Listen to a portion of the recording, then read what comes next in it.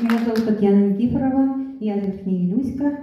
У меня прошел гайморит, хроническая гнойная ангина. И 2 года подряд я ходила с пластиной железкой ноги, потому что у меня был большой перелом ноги. И заработала артроз 2 степени, и сейчас этого нету.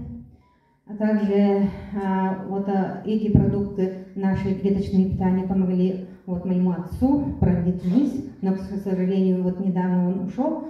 И благодаря Андрею Артуровичу, его обучению, я уже 4-й год обучаюсь, и благодаря этих обучений я эту утрату перенесла более-менее хорошо.